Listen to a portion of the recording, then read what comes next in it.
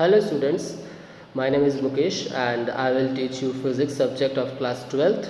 So let's start the session. First of all, I will tell you that there is a three branches of physics in the class 12th. First one is electrostatics.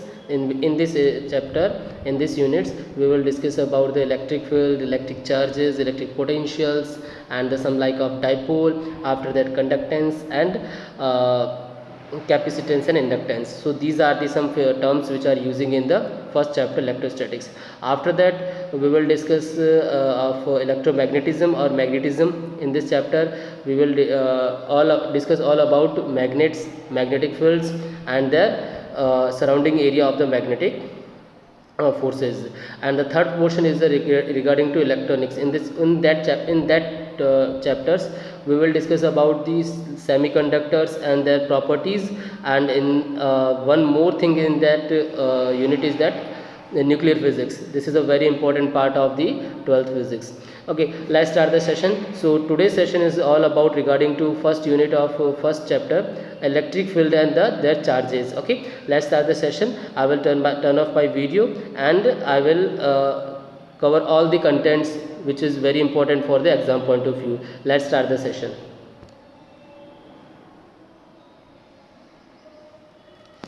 So first of all, you have to know about that what is the electric charges. The electric charges like positive charge and the negative charge. This is an intrinsic property. Charge is a intrinsic property of elementary particles which constitute the matter. It is a property that comes automatically with such particles wherever they exist. Like if there is a glass rod and this is a silk cloth. Okay, this is a silk cloth. If you rub this glass rod on silk cloth, the rod getting charged because it lose electrons and silk gain electrons. Okay, so there are the two charges, one is a positive and the another one is a negative. You can understand this as a charge is the property associated with matter due to which it is produce and experience electric charge and magnetic fields. So if a charge is available like plus and minus are there, then it's mean there is a surrounding area in which effects of electrical and magnetic effects is produces automatically due to their charges. So this is a phenomena in a electrostatic method. Okay, now the second thing, how the charge is produced. Charge is produced by the first one is a friction. First one by the friction, second one by the conduction. Okay, so these are the two methods to produce a charge. In the friction part, we observe that if you rub two bodies together, the electricity produces is called the frictional electricity, and that cases electrons have been transferred is from one body to second body, and where the electrons deficiency is called the gets positive charge, and where body receive the electrons is become negative charge. This is the basic phenomena which are applied for the frictional electricity, and this one is also applied for the normal charging conditions, like a body is transfer one electron to the one body to the another body. Okay, let's take one more example. That second case is by due to the conductor, or contact form, like conductor is contact with each other, the charge under which the repulsion will spread with both the conductors, and thus the conductors will be charged with the same sign. There is an example.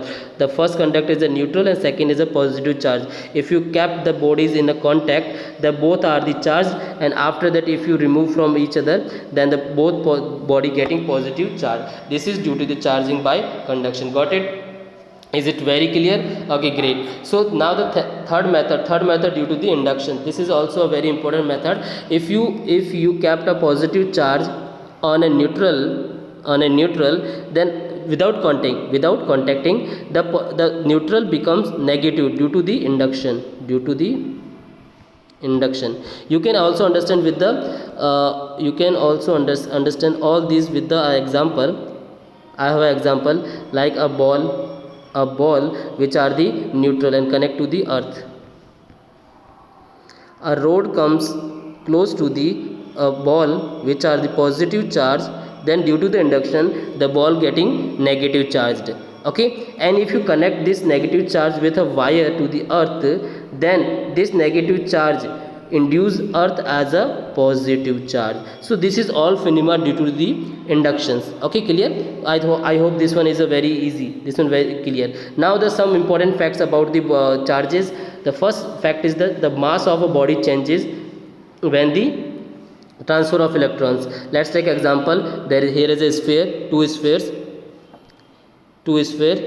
The first one is a positive charge, the second one is a negative charge. Now you know that the electrons are transferred from positive to the negative. So electrons are transferred from one body to other body. So it's mean here electrons are lose and here electrons are gain. So it's mean the first body is lose mass, and second body is gain mass. This is due to the transfer of electrons. I think this is a very easy things, you all know about this. Okay, so the next fact is regarding to the charge can be detected with the help of gold leaf electroscope. This is an electroscope which are looking like this. There is a rod, a metal rod which connected with gold leaf, which connected to the gold leaf, and there is a rod, there is a first portion, and if you contact with another rod like positive, then this rod becomes negative, and you can detect by the gold leaf electroscope. This you can also say that as a electrometer. Okay, is it clear? Now let's talk about the unit of charges. Charge is represent as a 1 coulomb. 1 coulomb is equal to 1 ampere into second. You know that the I is equal to current is equal to charge upon time. So you also write as a Q is equal to I dot T. Now current unit of current is ampere and the unit of time is second. So it can write as a ampere into second or 1 coulomb. Now let's talk about some properties of electric charges.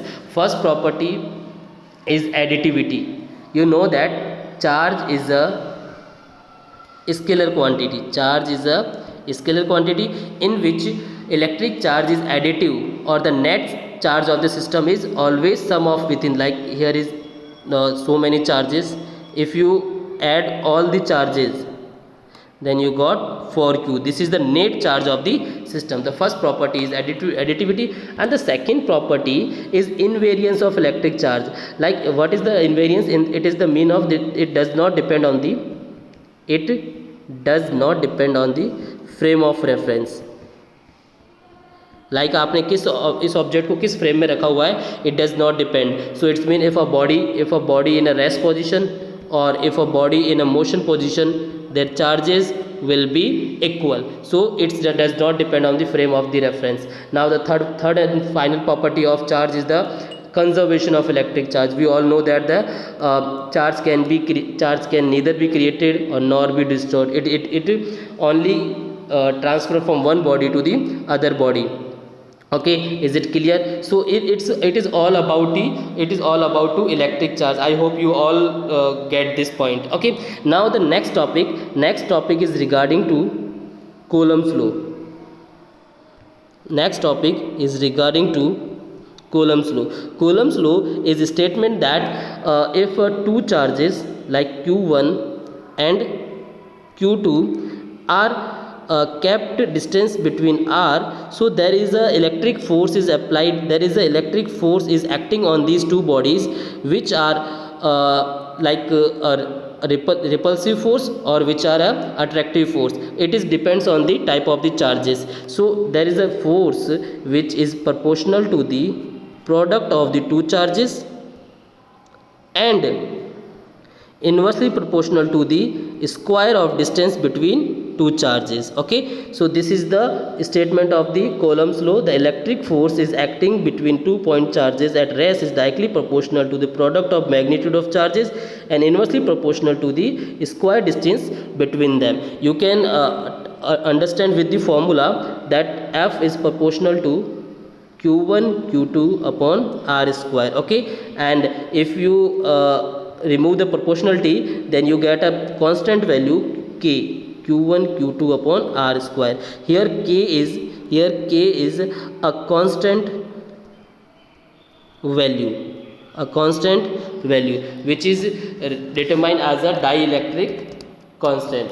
I hope you all get this point. Great. So now let's talk about some more question. Let's talk about some more things, that what is the value of K. K is 9 into 10 to the power 9 Newton meter square per coulomb square. This is the value of K. You all have to remember this value.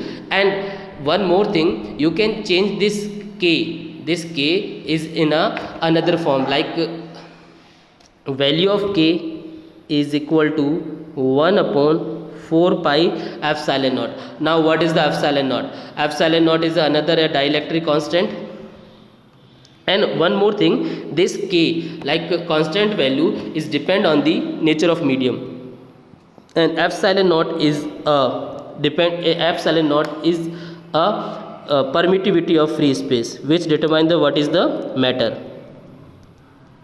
Permittivity of free space.